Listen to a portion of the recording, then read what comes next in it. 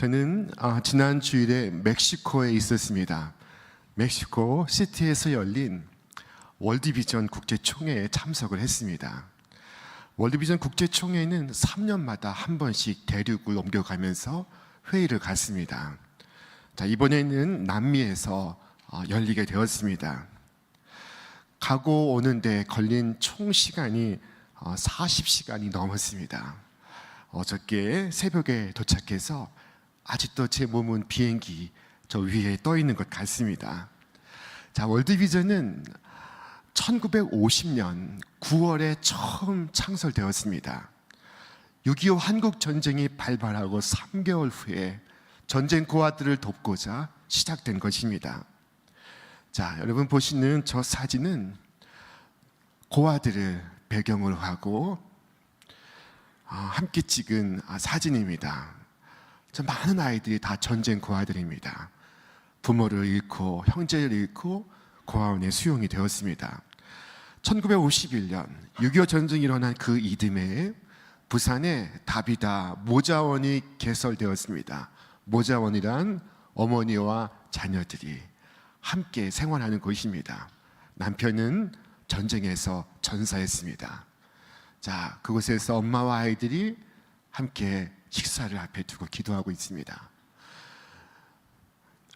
우리 대한민국의 최초로 나환자 전문 시설이 설치가 된 것은 월드비전에 의해서입니다.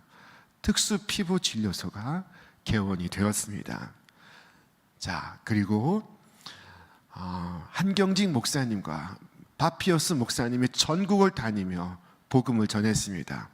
이 귀한 사역에 동참을 권고했습니다.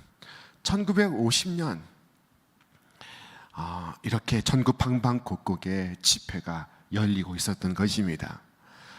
1954년 월드비전 이사회에 저 강단에 빌리 그리암 목사님이 기조 연설을 하고 있습니다. 그 아래에 바피어스 목사님이 앉아 있습니다. 한국 월드비전은 영락교회 한경직 목사님이 제1대 이사장을 지내시고 우리 신촌교회 정진경 목사님이 제2대 이사장을 역임하셨습니다. 저는 제5대 이사장으로 섬기고 있습니다. 현재 월드비전은 전 세계 아동들을 돕고 있는데 가장 취약한 아동들을 돕는 것이 목표입니다. 전 세계 100개국에 1억 명 이상의 아동들을 섬기고 있는 세계적인 인도주의적 단체입니다.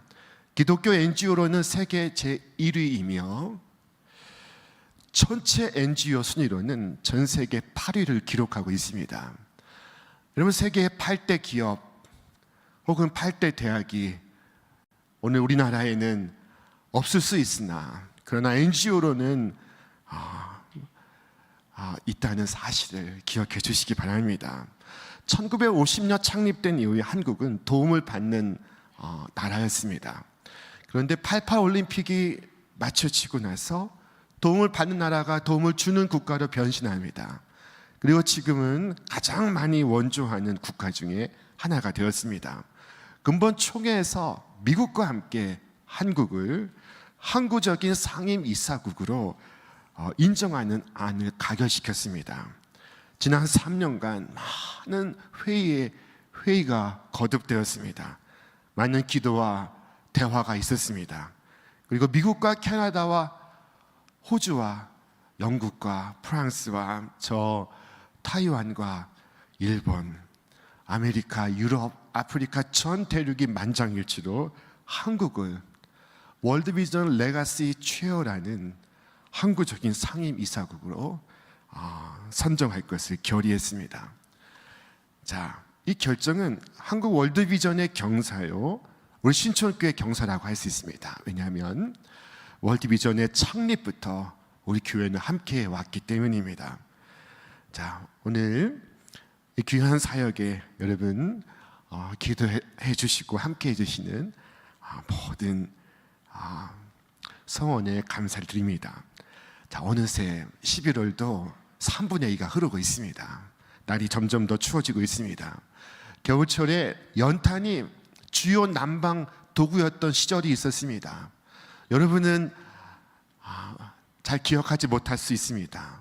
그러나 저는 어린 시절에 제가 연탄을 갈곤 했던 기억이 있습니다. 자, 지금 현재에도 연탄에 의존해 살아가는 가구가 있다는 사실을 여러분 아십니까? 시인 안도연의 시 가운데 이런 한 대목이 있습니다. 삶이란 나 아닌 그 누구에게 기꺼이 연탄 한 장이 되는 것, 방구들 선뜩선뜩해지는 날부터 이듬해 봄까지 조선 팔도 거리에서 제일 아름다운 것은 연탄차가 부릉부릉 힘쓰며 언덕길 오르는 거라네. 이 12월 우리 교회는 연탄 배달 봉사를 하고 있습니다. 이것은 지난해의 모습입니다. 우리 올해도 이 일을 할 것입니다. 여러분, 이 일에 기쁨으로 함께 참여해 주시기를 바랍니다. 철학자요 깊은 신앙인이었던 키에르케고르는 이렇게 말했습니다. 삶의 끝에 서면 당신은 자신이 한 어떤 일도 중요하지 않다는 걸 알게 된다. 당신이 가진 어떤 지위도 중요하지 않다는 것을 알게 될 것이다. 중요한 건 그 일을 하는 동안 자신이 어떤 사람이었는가 하는 것이다. 당신은 자상했는가? 당신은 남들 보살피고 동정하고 이해했는가? 너그러웠으며 잘 베풀었는가? 무엇보다 당신은 사랑하였는가? 여러분, 주께서 우리에게 주신 가장 큰 계명은 주 너희 하나님을 사랑하라 하는 것이었습니다. 두 번째 계명은 네 이웃을 네 자신과 같이 사랑하라 하는 것이었습니다. 자, 이것은 두 가지 계명이지만 사실은 한 가지 계명의 두 가지 표현입니다. 동전의 앞뒷면과 같습니다. 왜냐하면 하나님은 우리의 가장 큰 이웃이기 때문입니다. 마지막 심판날에 사람들은 놀라서 주님께 물을 것이라고 했습니다. 오 주님, 우리가 언제 주께서 헐벗은 것을 보고 그냥 지나쳤습니까? 대체 우리가 어디서 주님의 굶주리고 옥에 갇힌 것을 보았다는 말씀입니까? 우리는 그런 주님을 본 적이 없었습니다. 우리가 그런 주님을 봤다면 가만히 있었겠습니까? 당장 손을 내밀어 도왔을 것입니다. 그때 주께서 뭐라고 말씀하십니까? 아주 의미심장한 말씀하십니다. 우리 함께 읽겠습니다. 내가 진실로 너희에게 이르노니 이 지극히 작은 자 하나에게 하지 아니한 것이 곧 내게 하지 아니한 것이니라. 주님은 놀랍게도 지극히 작은 자에게 행한 것을 당신 자신에게 행한 것으로 간주하고 있습니다.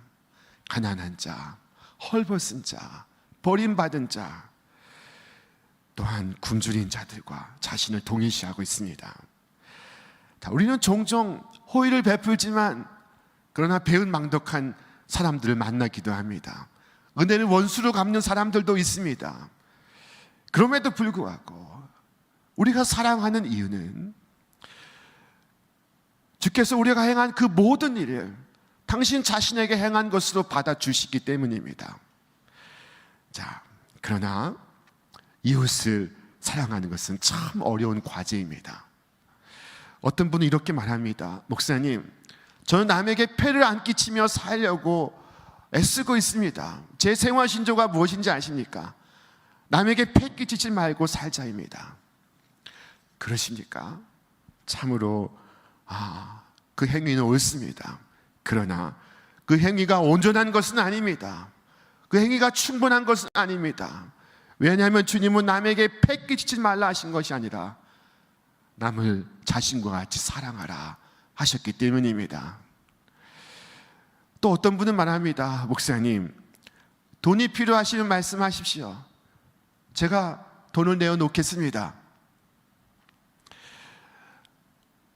좋습니다. 자, 그러나 여러분이 가난한 사람을 도와줄 때에도 이 계명을 순종하지 않을 수 있습니다. 왠지 아십니까? 여러분의 마음이 함께 가지 않는다면, 여러분의 마음이 여러분의 행동과 함께 가지 않는다면 여러분이 계명을 순종한 것이 아니기 때문입니다. 주님은 내 이웃을 내 몸과 같이 사랑하라 하셨습니다. 어떤 분은 말합니다. 목사님의 이웃은 다 좋은 사람들인가 보지요. 제 이웃은 아주 악한 사람들입니다. 다 원수들입니다. 제가 제 이웃을 사랑할 수 없는 것은 제 이웃은 다 원수들이기 때문입니다. 그러십니까? 자, 이웃들이 원수들이어서 이웃을 기쁘게 할 수 없다면, 그렇다면 주님을 기쁘시게 하기 위하여 그렇게 하시기를 바랍니다. 그러나 목사님, 지렁이도 밟으면 꿈틀하지 않습니까? 맞습니다. 지렁이도 밟으면 꿈틀합니다. 그러나 여러분이 지렁이를 본받고자 하는 것은 아니지요. 그리스도를 본받아야 할 우리가 지렁이를 본받겠다고 한다면 세상이 웃을 것입니다. 그리스도는 욕을 먹을 때 욕으로 갚지 않으셨습니다. 그리스도는 십자가를 지실 때 나무에 매달아 사람들이 못을 박을 때 주님은 그들을 위하여 기도하셨습니다. 아버지, 저들을 사하여 주옵소서. 나는 나의 이웃을 이처럼 사랑해야 하는 것입니다. 이것은 정말로 어렵고 또 힘든 일입니다. 그러나 우리가 이 계명을 순종해야 하는 이유가 무엇입니까? 우리가 이 계명을 순종해야 하는 데는 네 가지 강력한 이유가 있습니다. 첫째, 하나님께서 사랑하라고 명하시기 때문입니다. 하나님의 뜻은 언제나 최고의 법입니다. 성도는 그것이 자신에게 어떻게 유익이 될 것인가를 묻지 않으며 그 효과가 무엇인가를 따지지 않습니다. 다만 주께서 말씀하시니 오 주여 제가 순종하겠나이다 말할 뿐입니다. 이것이 내게 어떻게 유익할 것인가를 알기 때문에서가 아니라 주께서 말씀하시기 때문에 내가 순종하는 것입니다. 옛날 이스라엘 국가에는 고대 사회에서 볼 수 없는, 이웃 나라들에서 볼 수 없는 한 가지 특별한 법이 있었습니다. 그것은 면제의 법이라고 불리는 법이었습니다. 이 법은 7년마다 채무자의 빚을 면제해 주는 법이었습니다. 빚을 진 사람은 반드시 그 빚을 갚아야 했습니다. 그러나 꾸어준 채권자는 그 빚을 갚지 못하는 자의 빚을 매 7년마다 완전히 탕감해 주어야 했습니다.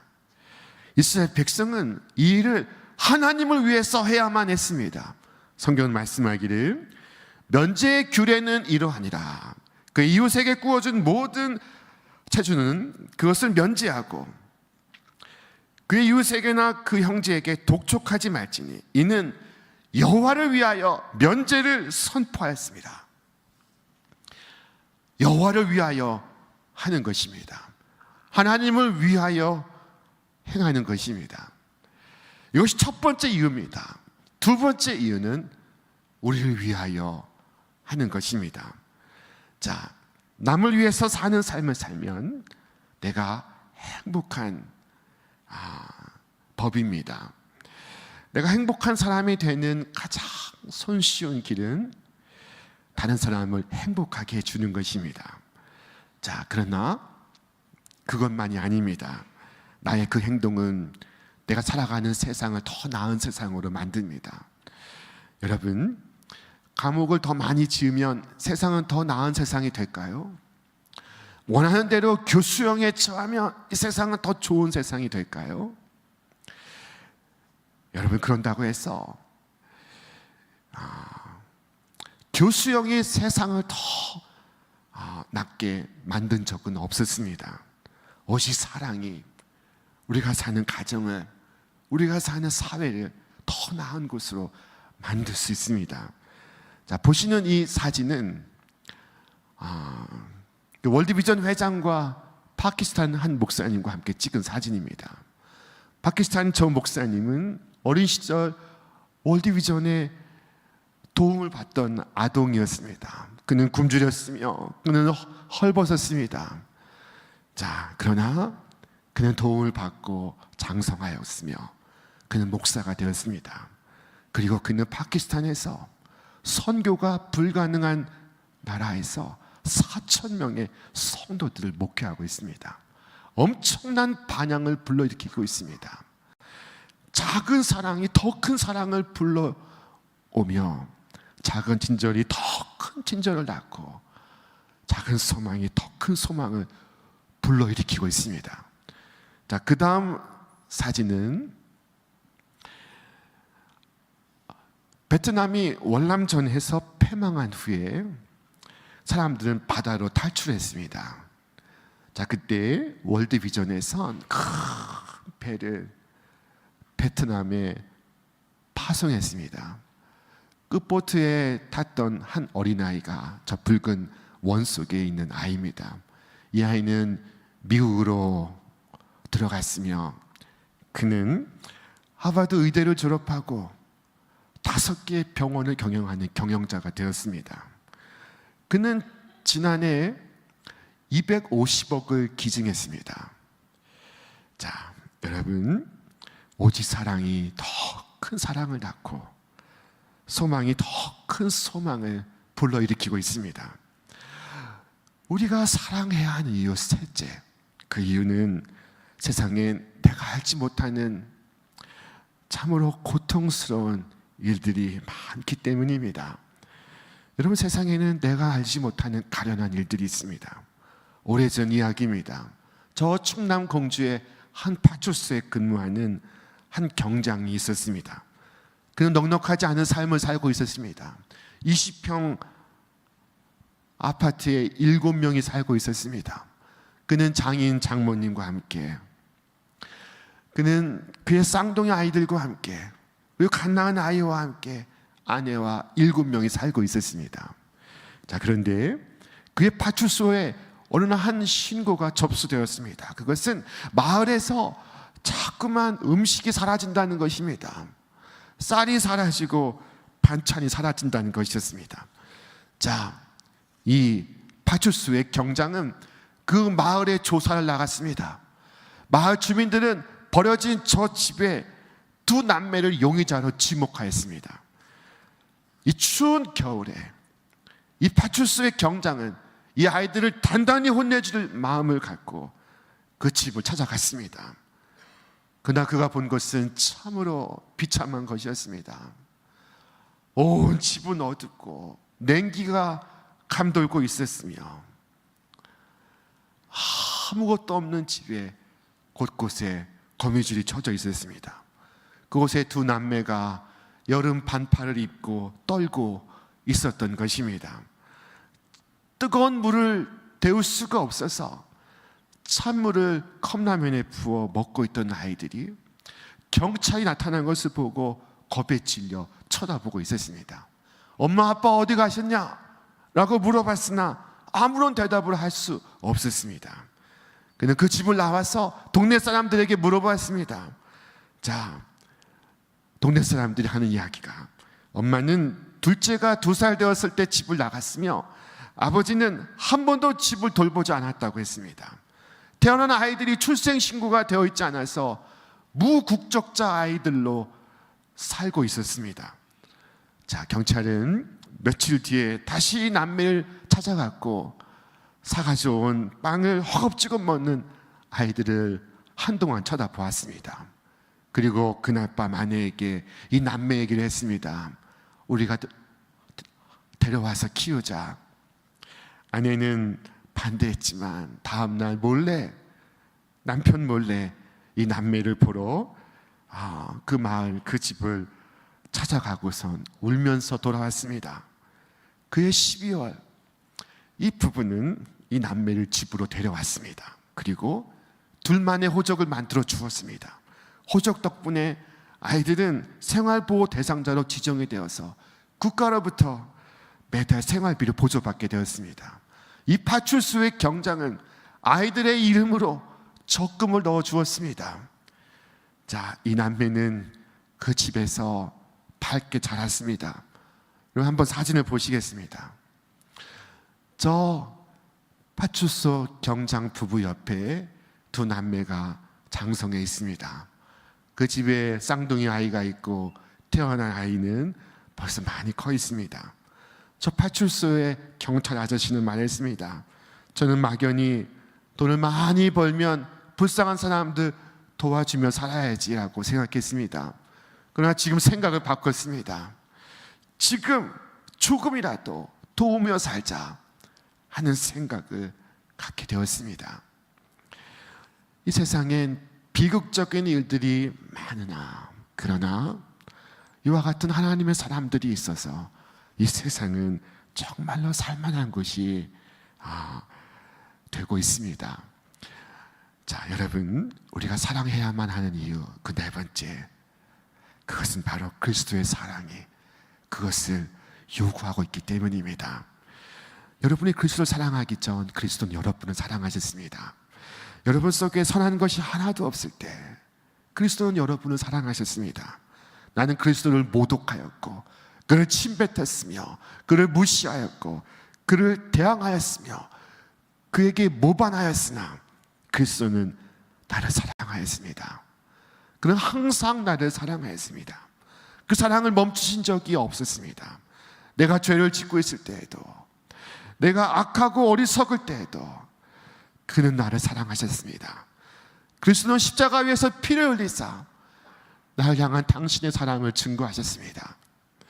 사랑하는 여러분, 우리가 가진 신앙이 주께서 사랑하신 것처럼 우리도 사랑해야 함을 말하고 있지 않습니까? 사랑하지 않으면서 우리가 주님을 본받는다고 말할 수 있습니까? 이 세상 사람들이 불친절하고 냉정하고 차가운 것을 볼 때 세상은 본디 그렇지라고 생각할 수 있습니다. 그러나 예수 믿는 사람이 차갑고 냉정하고 그리고 불친절할 때 정말 이상한 일이 될 것입니다. 신앙의 정신과 엄청난 모순이 일어나기 때문입니다. 우리가 이웃을 사랑하지 않는다면 우리가 주님을 따르는 자일 수 있습니까? 여러분, 사회를 탓하거나 개인을 비난하지 마시고 내가 할 수 있는 것을 행할 수 있기 바랍니다. 어느 날 한 율법사가 예수님을 찾아와 물었습니다. 그 인생의 가장 중요한 질문을 던졌습니다. 선생님, 내가 어떻게 해야 영생을 얻으리까? 그는 지식인답게 최고의 질문을 던졌습니다. 그때 예수님께서 그에게 말씀하셨습니다. 너는 성경에서 무엇을 읽으며 너는 그것을 어떻게 읽고 있느냐? 그러자 이 율법 선생은 주저없이 말했습니다. 네 마음을 다하며 목숨을 다하며 힘을 다하며 뜻을 다하여 주 너의 하나님을 사랑하고 또한 네 이웃을 내 몸과 같이 사랑하라 하셨나이다. 하나님을 사랑하고 이웃을 사랑하는 것, 그것은 완벽한 답이었습니다. 주님은 그에게 말씀하셨습니다. 내 대답이 옳도다. 이를 행하라. 그리하면 살리라. 자, 이를 행하면 살리라 하셨습니다. 그러나 그는 행하지 않고 다시 토론을 시작합니다. 성경은 그가 자기를 의롭게 보이려고 또다시 질문했다고 했습니다. 그 사람이 자기를 옳게 보이려고 예수께 여짜오되 그러면 내 이웃이 누구니까? 그때 주께서 들려주신 이야기가 저 유명한 선한 사마리아 사람의 이야기입니다. 여러분 이 이야기를 아시죠? 한 강도 만난 사람이 거리에 쓰러져 있었습니다. 그 앞을 여러 사람이 지나갔습니다. 그러나 이 사마리아 사람은 강도 맞는 자를 다가가 그 상처에 포도주를 붓고 소독을 하고 올리브 기름을 부었으며 그 상처를 싸매어 주었습니다. 그는 자신이 가던 길을 멈추었으며 정성을 다해 돌보았고 그를 나귀에 태워 여관으로 데려가서 그를 돌보았습니다.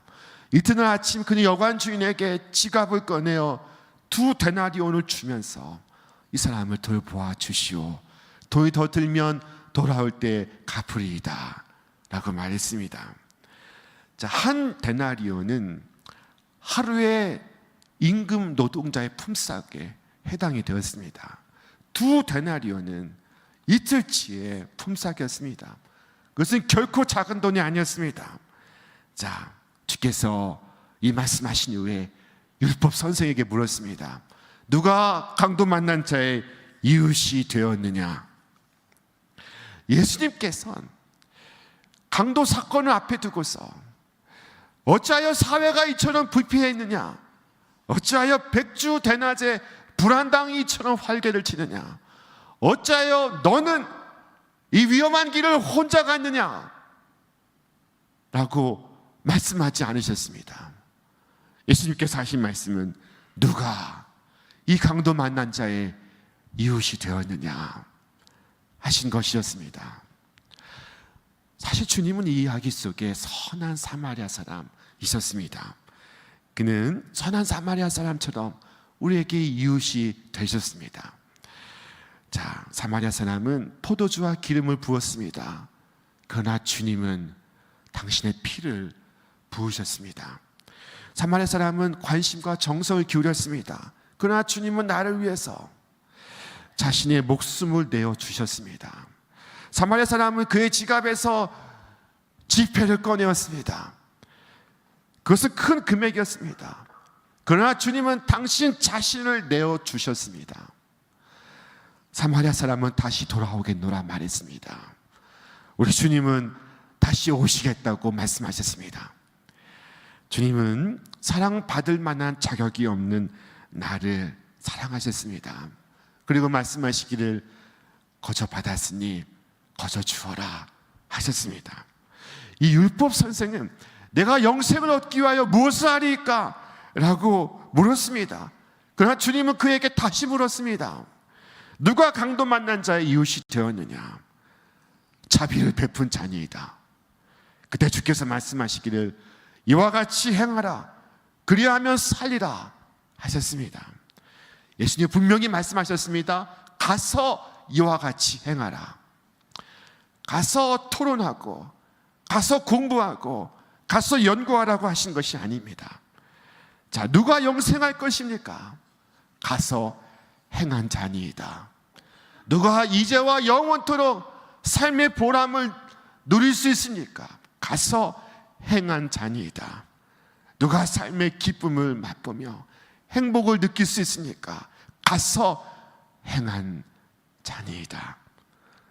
여러분, 가서 행하시기 바랍니다.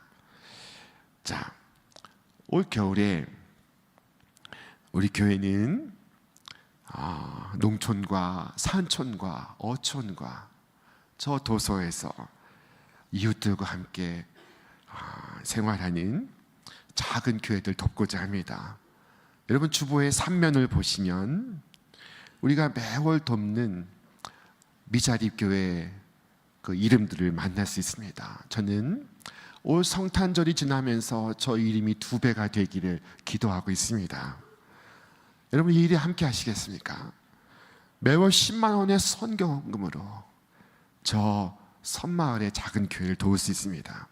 주님은 우리가 세상의 빛이라고 말씀하셨습니다. 그리고 말씀하시기를 이같이 너희 빛이 사람 앞에 비치게 하여 그들로 너희 착한 행실을 보고 하늘에 계신 너희 아버지께 영광을 돌리게 하라 하셨습니다. 여러분 이 말씀을 가만히 보시기 바랍니다.